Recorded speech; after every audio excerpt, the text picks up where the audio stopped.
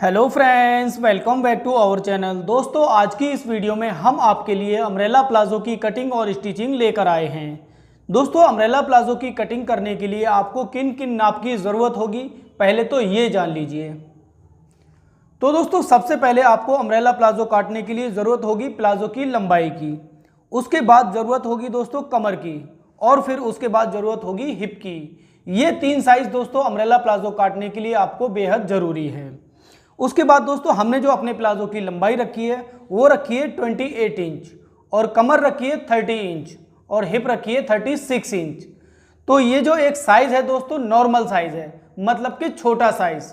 अगर आपका साइज़ इस साइज़ से हटकर भी होता है, छोटा या बड़ा या और भी ज़्यादा हैवी साइज़, तो इसमें कोई घबराने वाली बात नहीं है, क्योंकि हम आपको आज की इस वीडियो में एक ऐसा फॉर्मूला बताने वाले हैं। अगर आप हमारे इस फॉर्मूले को अपना लेंगे तो किसी भी साइज़ के लिए अम्ब्रेला प्लाजो की कटिंग और स्टिचिंग काफ़ी आसानी से कर सकते हैं। तो चलिए अब हम आपको बताते हैं आपको अम्ब्रेला प्लाजो काटने के लिए अपने कपड़े को किस प्रकार से बिछाना है। तो दोस्तों, अम्ब्रेला प्लाजो काटने के लिए हमने यहाँ पर अपना एक 2 मीटर का पीस लिया हुआ है। अगर आपका साइज़ ज़्यादा है तो आप ज़्यादा कपड़ा ले लें। अब हम आपको बताते हैं कि प्लाजो का कपड़ा किस तरीके से बिछाया जाएगा, लेकिन उससे पहले हम आपको अपना एक छोटा सा मैसेज देना चाहते हैं। दोस्तों, मैसेज ये है, हमारे रूप सर ने अभी अभी एक चैनल लॉन्च किया है जिसका नाम है पीके है क्या। दोस्तों, आपको चैनल का नाम सुन के थोड़ी हंसी तो आई होगी, लेकिन इस चैनल की जो खूबियां हैं उनको जानकर आपको भी आश्चर्य होगा। उस चैनल के अंदर दोस्तों आपको ऐसे ऐसे प्रोडक्ट बनाना सिखाए जाएंगे जिनके बारे में आपने कभी बनाने को सोचा भी नहीं होगा। मतलब कि बचे हुए कपड़े में, फटे हुए कपड़े में और पुराने वेस्टेज कपड़ों को रीयूज़ करना, उसमें वो आपको बताएंगे। तो अगर दोस्तों उनके चैनल को आपने अभी तक भी सब्सक्राइब नहीं किया है तो जल्दी से सब्सक्राइब कर लें। वीडियो के नीचे डिस्क्रिप्शन में लिंक दिया हुआ है, वहाँ पर जाके उनके चैनल को आप सब्सक्राइब कर सकते हैं। तो अब हम आपको बताते हैं कपड़ा किस तरीके से बिछाया जाएगा। कपड़े को पहले तो इस तरीके से खोल लें, जैसे मार्केट से आता है उस तरीके से खोल लें। और खोलने के बाद में दोस्तों आपको अपने कपड़े को इस तरीके से काउंटर पर डालना है। ये देखिए दोस्तों, डबल कपड़ा हमने किया हुआ है। डबल कपड़े को इस तरीके से फोल्ड करने के बाद में एक इस साइड पर करनी है और एक इस साइड पर करनी है। खुला हुआ वाला हिस्सा देखिए आपकी तरफ है और बंद वाला हिस्सा देखिए हमारी तरफ है। अब हम इसको किस तरीके से दोस्तों फोल्ड करेंगे, ये देखिएगा ध्यान से। इस वाले कॉर्नर को पकड़ेंगे और इस वाले कॉर्नर पर लाकर रख देंगे, देखिए इस तरीके से। तो देखिए यहां पर हमारी एक ट्रायंगल शेप बन करके तैयार हो गई है। अब हम इसको घुमाकर इस तरीके से सेंटर में रख लेंगे। इसके बाद दोस्तों हम अपने कपड़े पर फिनिशिंग के साथ प्रेस लगा लेंगे। प्रेस लगाने के बाद में दोस्तों आपको करनी होगी मार्किंग, सबसे पहले अपनी कमर की। तो दोस्तों कमर की मार्किंग कहाँ से शुरू करेंगे, देखिए कमर की मार्किंग जो करेंगे शुरू यहाँ से। तो कमर की मार्किंग करने के लिए आपको ज़रूरत होगी अपने कमर के साइज़ की। दोस्तों यहाँ पर हमारी कमर का जो साइज़ है वो 30 इंच है। तो 30 इंच को हम 4 से डिवाइड करेंगे। तो 4 से डिवाइड करने के बाद में आता है 7.5 इंच, मतलब कि 7.5। अब हम यहाँ पर अपना 7.5 पर निशान ढूंढेंगे, कहाँ पर आता है। तो देखिए यहाँ पर हमारा 7.5 पर निशान ये आता है। इसके बाद दोस्तों इसमें हम आधा इंच ऐड कर लेंगे। क्यों कर लेंगे, जब हम अपने आसन की सिलाई लगाएंगे तो उसमें हमारा आधा इंच मार्जिन चला जाएगा। तो हमारा टोटल बनेगा यहाँ पर 8 इंच। तो 8 इंच पर मार्क हम यहाँ पर अपना इस तरीके से लगा लेंगे। यहाँ पर आपको मार्क नहीं लगाना है दोस्तों।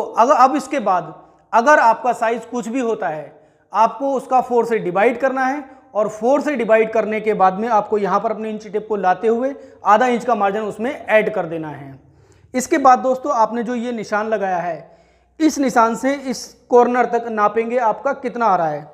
तो देखिए यहाँ पर हमारा जो आ रहा है वो आ रहा है 10 इंच। अब आपको यहाँ से अपनी इंची टेप को हटने नहीं देना है 10 इंच से। इसके बाद दोस्तों आपको यहाँ से इस तरीके से गोलाई में मार्क लगाना है।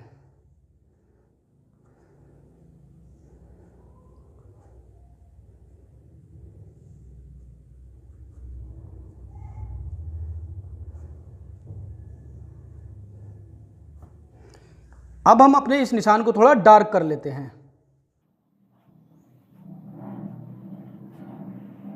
इसके बाद दोस्तों आपको क्या करना है, आधा इंच का मार्जिन और एक्स्ट्रा बढ़ा लेना है, क्योंकि जब आप अपने इसमें लास्टिक जोड़ेंगे तो उसमें आपका मार्जिन आधा इंच का चला जाएगा। ये देखिए। इसके बाद दोस्तों आपको लगानी है अपने प्लाजो की लंबाई। आपके प्लाजो की लंबाई कितनी भी हो, आपको कहाँ से नापनी है, आपको नापनी है अपने नीचे वाले निशान से। तो हमारे प्लाजो की लंबाई है दोस्तों 28 इंच, मतलब कि 28 इंच। यहाँ से हम अपना सीधा सीधा 28 इंच पर मार्क लगा देंगे इस तरीके से। देखिए ये हमने अपना 28 इंच पर मार्क लगा दिया है। इसके बाद दोस्तों हम पूरी लेंथ ऊपर तक नापेंगे कितनी है। ये देखिए यहाँ पर हमारी आ रही है 38 इंच। इसी तरीके से दोस्तों आपका कोई भी साइज हो, आपको सीधा इंची टेप यहाँ तक नापना है और नापने के बाद में इस तरीके से धीरे धीरे अपने इंची टेप को गोलाई शेप में ले जाकर पूरा मार्क लगाना है। बस आपको ये ध्यान रखना है आपका इंची टेप यहाँ से हटे ना। 38 इंच पर रखा है तो 38 इंच पर ही रहे।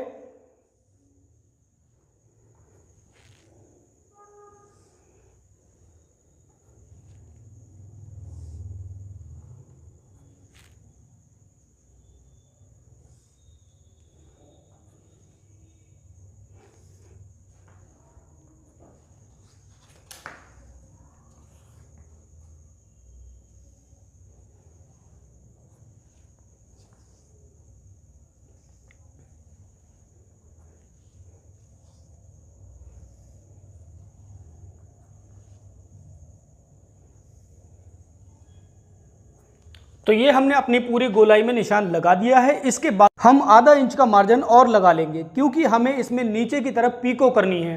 अगर दोस्तों आपको फोल्ड करनी है तो आप 1 इंच का मार्जिन छोड़ सकते हैं। तो हम इस तरीके से आधा इंच का मार्जिन बढ़ाते हुए इसी तरीके से निशान लगा देंगे। अब इसके बाद दोस्तों हम अपने नीचे वाले निशान को थोड़ा डार्क कर देते हैं।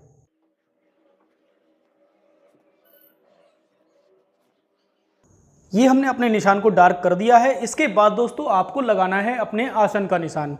तो आसन का निशान जो लगेगा दोस्तों वो इस साइड पर लगेगा। कैसे लगाएंगे आसन का निशान? आसन का निशान लगाने के लिए दोस्तों आपको ज़रूरत होगी अपने हिप वाले साइज़ की। तो हमने यहाँ पर अपनी हिप का साइज़ जो रखा है वो 36 इंच है। लेकिन अगर आपका साइज़ कुछ भी होता है, फॉर्मूला यही रहेगा जो हम आपको बता रहे हैं। आपको अपने 36 इंच को 3 से डिवाइड कर लेना है। मतलब कि अगर आपका कोई भी साइज़ है आपको 3 से ही डिवाइड करना है। तो 3 से डिवाइड करने के बाद में हमारा यहाँ आता है 12 तियाँ 36 इंच, मतलब कि 12 इंच का आसन यहाँ पर हमारा तैयार बनता है। और 12 इंच में से हमने अपनी जो लास्टिक लगानी है वो 1 इंच चौड़ी लगानी है। आपकी अगर लास्टिक इससे ज़्यादा चौड़ी होती है तो आपको क्या करना है, उतना ही घटा देना है। हम यहाँ पर अपना 1 इंच 12 इंच में से घटा देंगे तो हमारा यहाँ पर हो जाएगा 11 इंच। तो अब हम अपने नीचे वाले निशान से 11 इंच पर एक मार्क लगा देंगे इस तरीके से। इसके बाद दोस्तों अंदर की तरफ 1.5 इंच पर एक मार्क लगाना होगा आपको इस तरीके से, मतलब कि 1 + ½ इंच पर। और इस निशान से यहाँ पर लास्ट में बिल्कुल इस तरीके से आपको क्रॉस करते हुए निशान को मिला देना है। और फिर आपको इस तरीके से ये भी बना लेना है। तो देखिए यहाँ पर हमारा जो बॉक्स है वो इस तरीके से बनकर आ गया है। अब आपको क्या करना है, यहाँ से आपको इस तरीके से गोलाई दे देनी है। ये देखिए ये हमने यहाँ से अपनी गोलाई दे दी है और अब हम अपने प्लाजो की कटिंग करेंगे। तो दोस्तों सबसे पहले हम कटिंग करेंगे ऊपर की तरफ से, जहाँ से हमने अपना ½ इंच का मार्जिन छोड़ा हुआ है।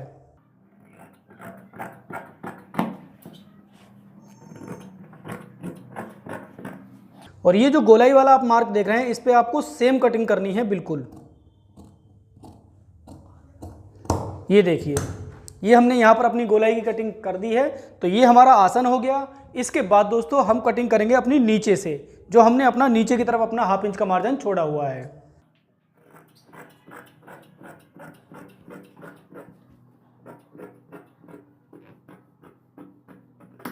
तो देखिए दोस्तों ये हमारे प्लाजो की कटिंग हो गई है। और इसके बाद हम निकालेंगे अपनी लास्टिक लगाने के लिए कपड़ा। तो कैसे निकाला जाता है ये हम आपको बिल्कुल डिटेल से बताएंगे।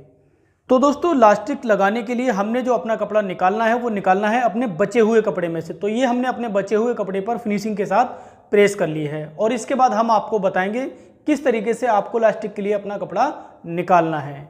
दोस्तों आपको अपनी कमर की जो पूरी गोलाई है वो नाप लेनी है और नापने के बाद उसमें 1 इंच ऐड करके अपने कपड़े की लंबाई निकाल लेनी है। तो जैसे कि हमारे यहाँ पर कमर की जो गोलाई है वो 30 इंच है, मतलब कि 30 इंच। 30 इंच में 1 इंच ऐड करेंगे तो हो जाएगा 31 इंच, मतलब कि 31 इंच। तो यहाँ पर हम 31 इंच पर अपना इस तरीके से एक मार्क लगा लेंगे। तो ये तो हो गई हमारी कमर की लंबाई। आपके साइज लंबाई कमर का कितना भी हो, इसी तरीके से आपको निकाल लेना है। अब इसके बाद दोस्तों आपको चौड़ाई किस तरीके से निकालनी है। चौड़ाई आपको निकालनी है इस तरीके से, आपकी इलास्टिक चाहे कितनी भी चौड़ी हो उसका आप डबल ले लें और डबल लेने के बाद में उसमें 1 इंच एक्स्ट्रा कर लें, जितनी भी आपकी चौड़ाई है। तो हमारी यहाँ पर जो इलास्टिक की चौड़ाई है वो है 1 इंच, तो 1 इंच का डबल हुआ 2 इंच, मतलब कि 2 इंच। इसमें हम 1 इंच ऐड करेंगे तो हो जाएगा 3 इंच, यानी 3 इंच। तो हम यहाँ पर अपनी कपड़े की जो चौड़ाई निकालेंगे वो निकालेंगे 3 इंच।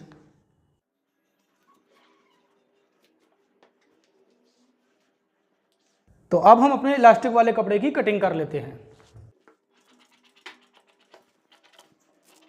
तो चलिए मशीन पर अब हम आपको बताते हैं इसकी स्टिचिंग कैसे होगी प्लाजो की।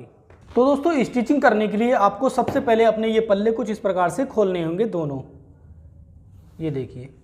और खोलने के बाद में दोस्तों आपको आसन वाली सिलाई एक साइड से लगानी है 1/2 इंच का मार्जिन लेते हुए।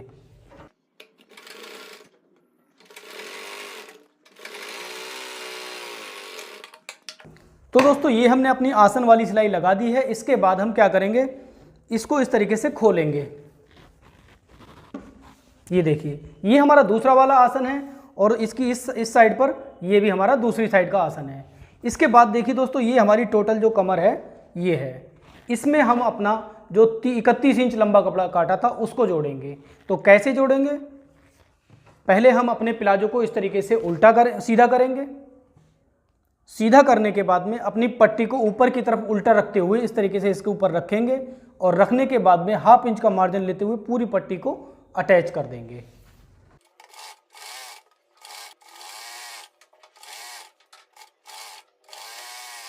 तो दोस्तों ये हमने अपनी पट्टी को अटैच कर दिया है और अटैच करने के बाद में इसके बाद हम लगाएंगे इस पट्टी के अंदर इलास्टिक। अब इलास्टिक किस प्रकार से लगाएंगे ये चीज़ आप बिल्कुल ध्यान से सुनना। तो दोस्तों ये हमारी इलास्टिक है और इलास्टिक को कमर के अनुसार कैसे रखा जाता है ये चीज़ हम आपको बता रहे हैं। तो दोस्तों हमारी जो कमर है वो है 30 इंच गोलाई में, तो इलास्टिक को किस प्रकार से लेंगे, 6 इंच कम करते हुए, मतलब कि 24 इंच, मतलब कि 24 इंच। तो यहाँ से हम अपना 6 इंच कम करते हुए 24 इंच पर एक मार्क लगा लेंगे इस तरीके से।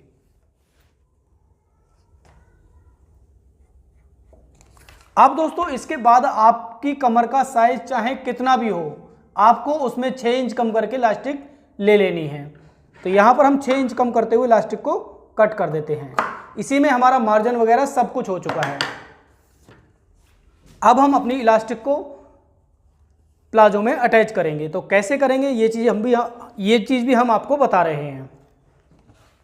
इसको अटैच करने के लिए दोस्तों आपको इस तरीके से अपनी इलास्टिक को रखना होगा। देखिए ये हमारा जो प्लाजो का है उल्टा भाग ऊपर की तरफ। अब इलास्टिक को इसके बीच में इस तरीके से रखेंगे, मार्जिन जो है वो इस तरीके से ऊपर कर देंगे और ऊपर करने के बाद में इलास्टिक को ऐसे रखेंगे, मतलब कि मार्जिन से 1 पॉइंट अंदर की तरफ, ये देखिए। और फिर ऊपर वाले कपड़े को इस तरीके से इसके ऊपर फोल्ड करेंगे और फोल्ड करने के बाद में एक फोल्ड और लगाएंगे अंदर की तरफ, ये देखिए ऐसे करके। ये हमने फोल्ड लगा दी है और लगाने के बाद में दोस्तों पहली सिलाई आप जो शुरू करेंगे वो यहाँ से करेंगे ऐसे करके, ताकि आपकी इलास्टिक जो आप इस तरीके से खींचें तो खींचकर बाहर की तरफ ना आए।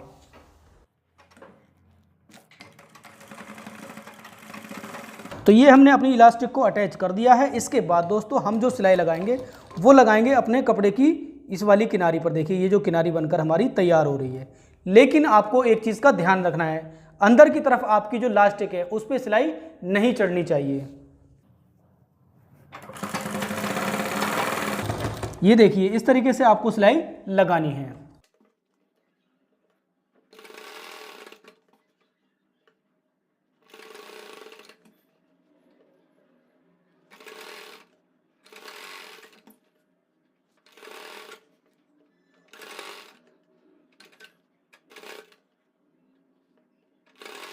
अब दोस्तों यहाँ पर देखिए आपकी जो लास्टिक है वो इतने बीच पर कम पड़ रही है, तो इसके लिए आप क्या करेंगे, अपने बूट को इस तरीके से उठाएंगे और उठाने के बाद में इस तरीके से अपनी लास्टिक को खींच लेंगे। ये देखिए, तो यहाँ पर हमारी जो लास्टिक है वो इसी तरीके से हम पूरी कर लेंगे खींच कर, और खींचते हुए इस तरीके से हम पूरी सिलाई को कंप्लीट कर लेंगे।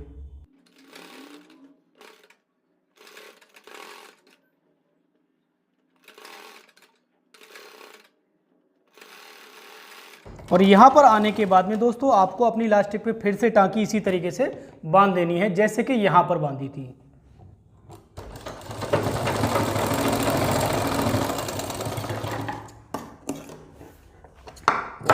अब इसके बाद देखिए दोस्तों हमारी पूरी लास्टिक पर कहीं से कहीं तक सिलाई नहीं चढ़ी है। ये देखिए पूरी लास्टिक हमारी खींचकर इस तरीके से कंप्लीट हो गई है गैदर स्टाइल की। ये देखिए अब हम क्या करेंगे, इसको इस तरीके से उल्टा मिलाकर, ये हमारा सारा कुछ उल्टा है, उल्टा मिलाने के बाद में अपने ये वाले आसन को मिलाकर कंप्लीट करके सिलाई लगाकर अटैच कर देंगे।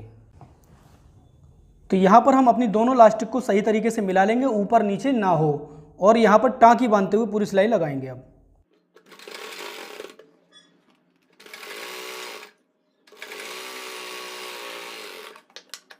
अब इसके बाद दोस्तों हम अपने प्लाजो को इस तरीके से पकड़ेंगे और पकड़ने के बाद में देखिए यहाँ पर आसन से आसन इस तरीके से मिला लेंगे। ये देखिए, और मिलाने के बाद में हमारा ये एक पोंचा हो गया तैयार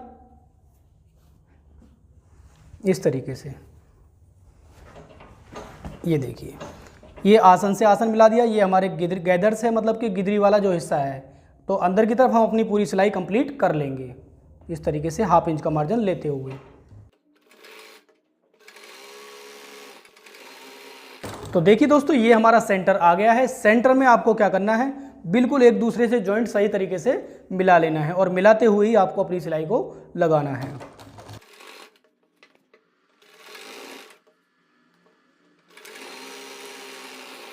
तो ये हमने अपनी गिदरी की सिलाई लगा ली है। इसके बाद दोस्तों गिदरी की एक सिलाई इसके ऊपर और लगा लें जिससे कि आपकी मजबूती बढ़ जाएगी। इसके बाद दोस्तों आपको क्या करना है, सिलाई लगाने के बाद आपको यहाँ पर इंटरलॉक कर लेनी है और फिर यहाँ इंटरलॉक कर लेनी है जिससे कि आपके प्लाजो में अच्छी फिनिशिंग आ जाएगी। तो यहाँ पर हम अपनी डबल सिलाई को लगा लेते हैं। तो दोस्तों गिदरी की सिलाई लगाने के बाद में आपके प्लाजो में जो लास्ट काम बचता है वो ये है नीचे की तरफ पीको करना, और पीको करने के बाद में आपका अम्ब्रेला कट प्लाजो बिल्कुल तैयार हो जाएगा। आपको हमारे अम्ब्रेला कट प्लाजो बनाने का और काटने का तरीका अगर पसंद आया हो तो हमारी इस वीडियो को ज़्यादा से ज़्यादा अपने दोस्तों में शेयर करें और लाइक करें। दोस्तों आपका लाइक करना ही हमारी मेहनत का फल होता है।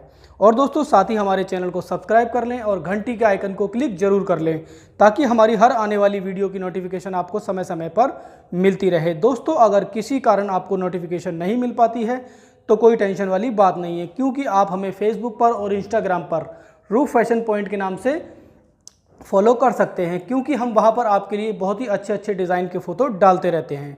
वहां से आप अपने लिए कोई भी अच्छा सा डिज़ाइन चूज़ कर लें। तो मिलते हैं नेक्स्ट वीडियो में कुछ खास लेकर आपके लिए। तब तक के लिए थैंक यू फॉर वॉचिंग।